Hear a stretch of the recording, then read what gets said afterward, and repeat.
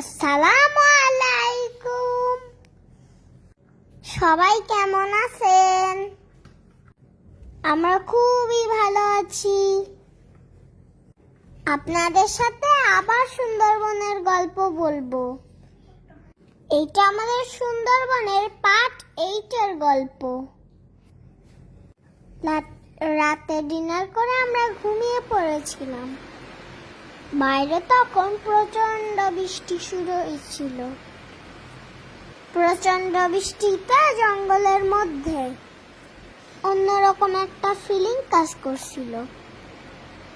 আমরা শোয়ার সঙ্গে সঙ্গে ঘুমায় পড়ছিলাম।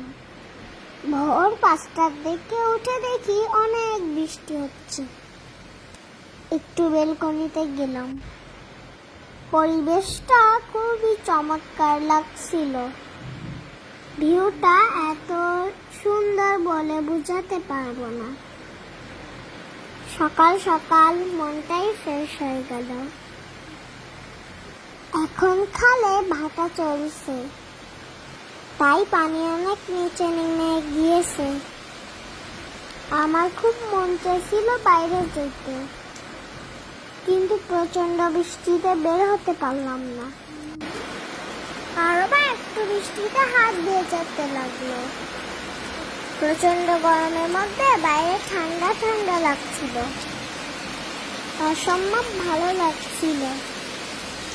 ক্যানেল ক্রুজিং এ যেতে পারলে অনেক ভালো লাগতো।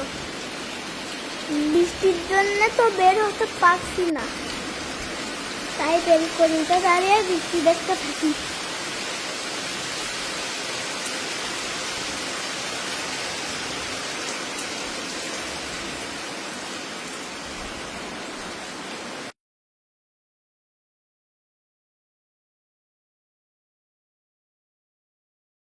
এরপরে বৃষ্টি থামলে আমরা বের হয়ে পড়ি।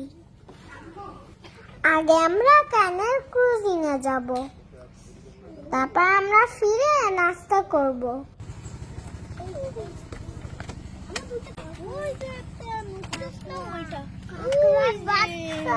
কাকড়ার বাচ্চা আম্মু।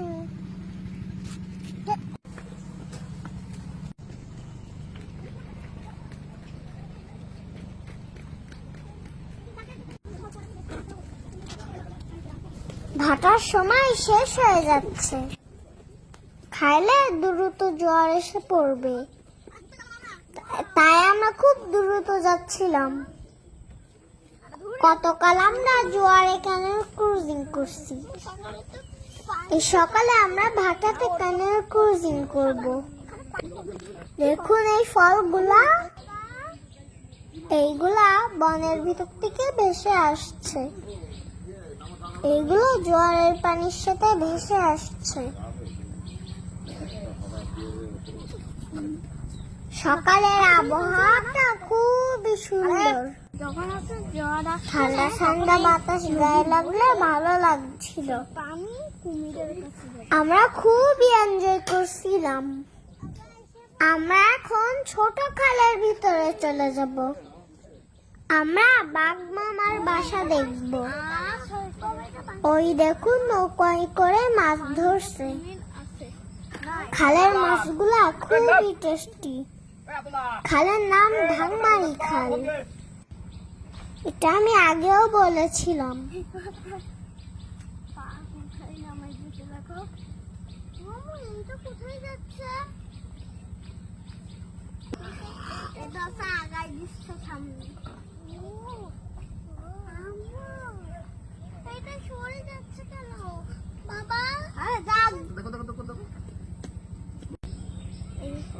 দেখুন কত ফল। আমার মন চাচ্ছিল সবগুলো কুড়াই। আমরা 3 ভাই বোন কিছু ফল কুড়িয়েছিলাম।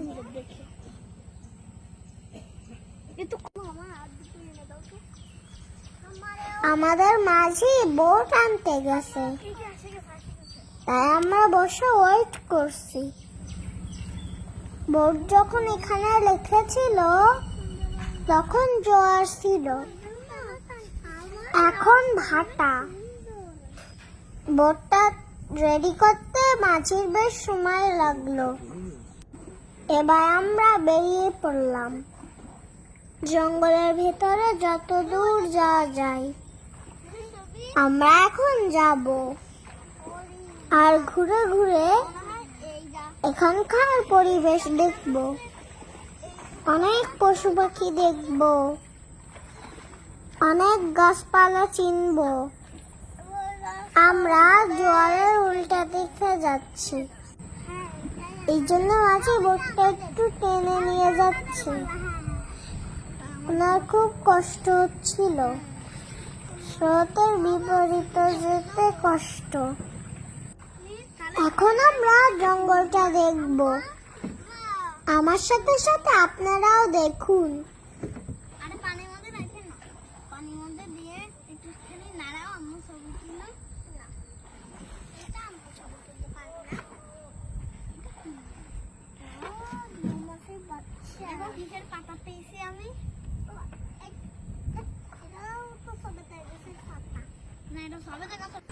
আমার খুবই ভালো লাগছিল ঘুরতে।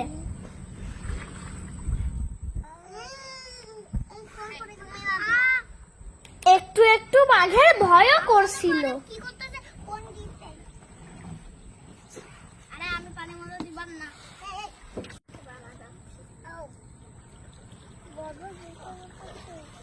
নৌকা যখন জঙ্গলের খুব কাছে যাচ্ছিল তখন গায়ের মধ্যে ছমছম করছিল।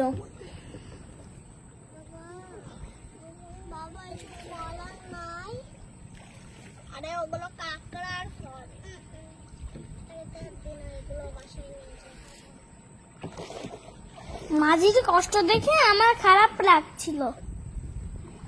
উনাকে আমরা বললাম আর যেতে হবে না, কিন্তু উনি নাছোড়বান্দা যাবেই।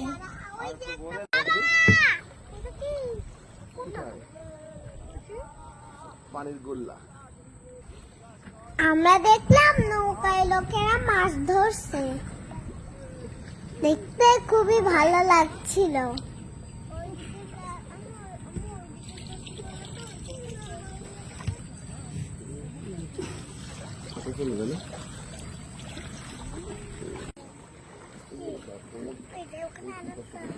কিন্তু আমি তো ওখানে কিন্তু বুঝতে পারবেন না। কাঁকড়ার ফলে খাবি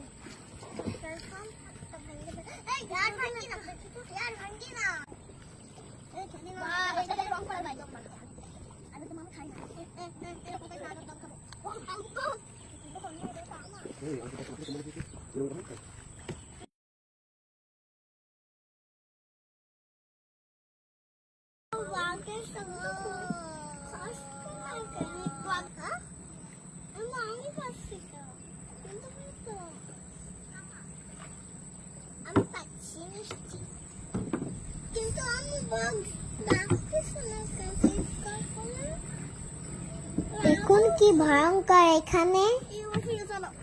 মাঝি চাচা বলল এখানে নাকি বাঘ আসে পানি খেতে।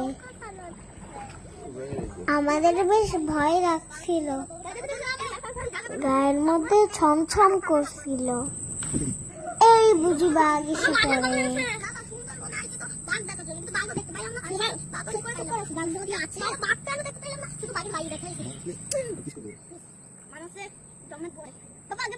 বড় ভাই সবচেয়ে বেশি ভয় পাচ্ছিল, আমার ছোট ভাই সবচেয়ে সাহস।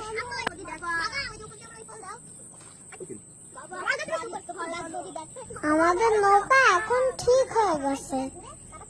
মাঝি চাচা এখন নৌকা বাড়িতে শুরু করলো। দেখুন কি একটা ফল।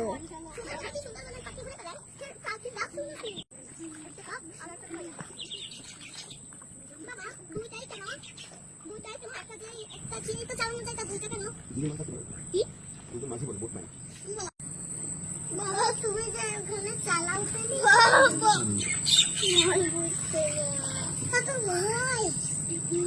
আমার তো বাঘ দেখলে ভয় করে।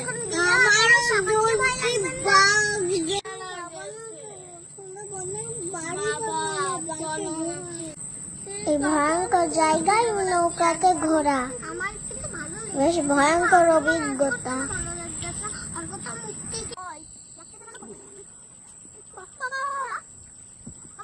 আমরা বড় হয়ে ভিডিওগুলো দেখব, তখন এই সুন্দরবনের অভিজ্ঞতা পাবো।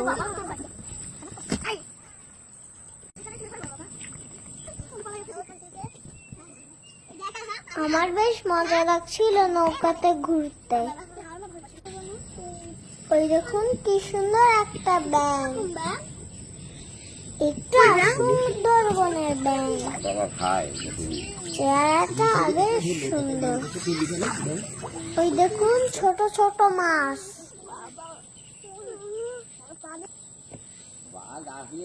চলে গেল, বাকি বসে থাকে।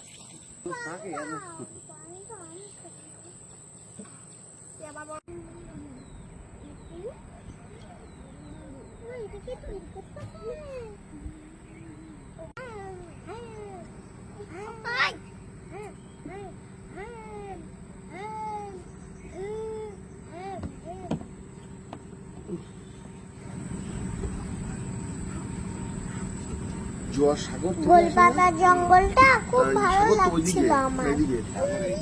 এখানে প্রচুর গোল ফল হয়েছে। গোল ফলটা খেতে তালের শাঁসের মতো, কিন্তু একটু নোনতা।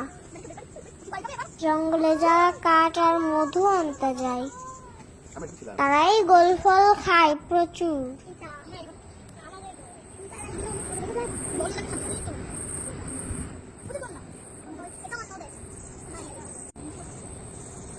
ওই দেখুন আমাদের হাউস দেখা যাচ্ছে। আমরা রাতের বেলায় ওখানে ছিলাম।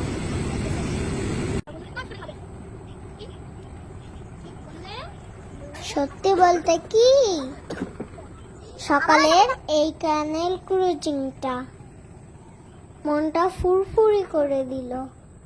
আরো গল্প